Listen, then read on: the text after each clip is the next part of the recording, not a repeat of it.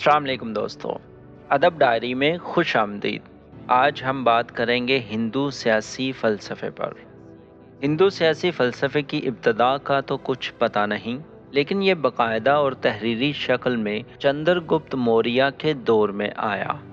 جب سکندر اعظم نے راجہ پورس کو شکست دی، اس پر خراج مقرر کر کے واپس ہوا، تو ہندوستان سے اس کی طاقت 7 سال کے مختصر عرصے میں ہی ختم ہو گئی، اور ایک نوجوان کھتری چندر گپت نے ہندوستان کے تخت پر قبضہ کر لیا اور موریہ خاندان کی شہنشاہت کی بنیاد پڑی، جو کہ ہندوستان کی تاریخ کا یادگار دور تھا۔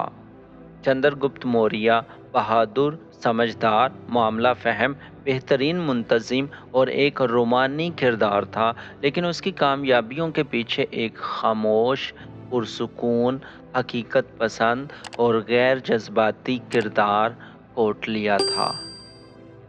کوٹلیہ چانکیہ یا وشنو گپتا چندر گپت کا اہم ترین مشیر تھا، جس نے سن 300 قبل مسیح میں سیاسی فکر پر مشتمل مشہور کتاب ارتھ شاستر لکھی۔ ارتھ شاستر میں کوٹلیہ نے باقاعدہ دلائل کے ساتھ سیاسی اداروں اور سیاسی داؤ پیچ پر تفصیل سے لکھا۔ ریاست کیسے وجود میں آئی، یا ریاست کا جواز کیا ہے؟ کوٹلیہ کا کہنا ہے کہ کسی دور میں جب ریاست نہیں تھی تو وہاں مچھلی کا قانون تھا، یعنی بڑی مچھلی چھوٹی مچھلی کو کھا جاتی تھی۔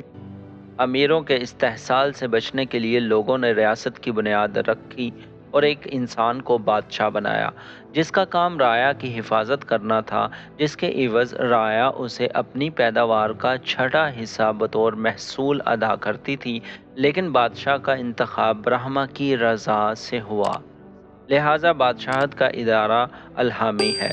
برہما نے بادشاہت اس لیے قائم کی کہ اس کی مخلوق کے حقوق کو تحفظ ملے اور انہیں انصاف میسر ہو۔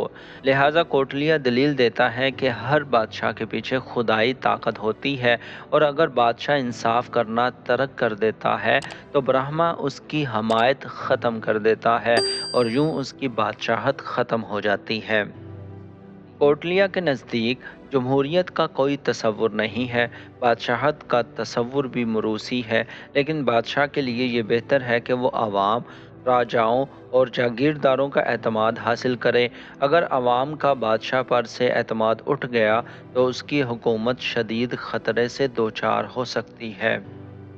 سیاسی مخالفین پر نگاہ رکھنے کے لیے کوٹلیہ جاسوسی نظام کی حمایت کرتا ہے۔ بادشاہ کو ملک کے مخفی حالات جاننے کے لیے اپنے جاسوس ملک کے کونے کونے میں بھیجنے چاہیے۔ سیاسی مخالفین کو پھلنے پھولنے کا موقع نہیں دینا چاہیے، مبادا بغاوت نہ ہو جائے، ضرورت پیش آئے تو خبرداری و ہوشیاری سے ان کو قتل کرا دیا جائے، مگر ان کا الزام بادشاہ پر نہیں آنا چاہیے۔ سیاسی تنظیم اس طرح ہونی چاہیے: بادشاہ، وزیر، علاقہ، قلعہ، خزانہ، فوج اور اتحادی۔ حالانکہ کوٹلیہ خود برہمن تھا، لیکن اس کے باوجود اس نے برہمن مذہبی رہنماؤں کو سیاسی تنظیم سے دور رکھا۔ کوٹلیہ مذہب کو سیاست سے دور رکھنے کی تاکید کرتا ہے۔ بادشاہ کو کچھ قوانین کی پیروی کرنی چاہیے، لیکن جیسا کہ وہ خود قانون نافذ کرتا ہے، لہذا اس کے فرمان کو قانون پر فوقیت حاصل ہونی چاہیے۔ بادشاہ کو 6 جذبوں سے بچنا چاہیے: جنسی بے راہ روی، غصہ، لالچ، تکبر، خود پسندی اور اسراف۔ عوام کی خوشی میں ہی بادشاہ کی خوشی ہے۔ عوام کے جان و مال کی حفاظت کا ذمہ دار بادشاہ ہے۔ بادشاہ کو اعلیٰ آدرشوں کے لیے کام کرنا چاہیے، لیکن نظریہ ضرورت کے تحت وہ کسی بھی آدرش سے دستبردار ہو سکتا ہے۔ اپنی بادشاہت بچانے یا عوام کی بھلائی کے لیے وہ ہر قسم کی قانون شکنی کر سکتا ہے، اور اسے ہر قسم کے حقوق حاصل ہیں۔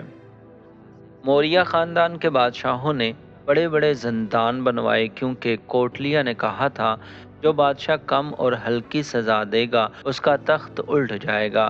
جو بادشاہ منصفانہ سزا دے گا عوام اس سے محبت کریں گے، اور جو بادشاہ ضرورت سے زیادہ سزائیں دے گا عوام اسے ظالم سمجھتے ہوئے اس سے خوفزدہ رہیں گی۔ کوٹلیا کی مشاورت سے چندر گپت نے کامیاب طریقے سے موریہ خاندان کی بنیاد رکھی، جس نے صدیوں تک ہندوستان پر حکمرانی کی۔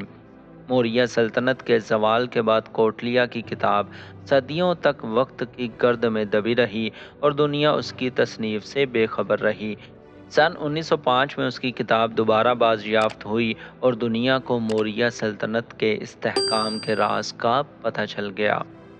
ہندوستان کا سیاسی فلسفہ بادشاہت پر ہی مبنی رہا اور آخر کار مسلمان حکمرانوں کے ہاتھ میں آ گیا، جنہوں نے ہندوستان پر بادشاہت، سلطانیت، شہنشاہیت اور ذل الہیت کے مزے اس وقت تک لوٹے جب تک انگریز بہادر نے اپنے سر پر بادشاہت کا تاج سجا کر سن 1857 میں مکمل طور پر ہندوستان پر قبضہ کر لیا۔ سن 1947 میں ہندوستان نے دنیا کے طویل ترین بادشاہی نظام سے چھٹکارا حاصل کیا۔ تو دوستو، اس ویڈیو میں بس اتنا ہی۔ میں امید کرتا ہوں کہ آپ کو یہ ویڈیو بھی پسند آئی ہوگی، تو پلیز سبسکرائب، لائک اور شیئر کرنا مت بھولیے گا۔ اللہ حافظ۔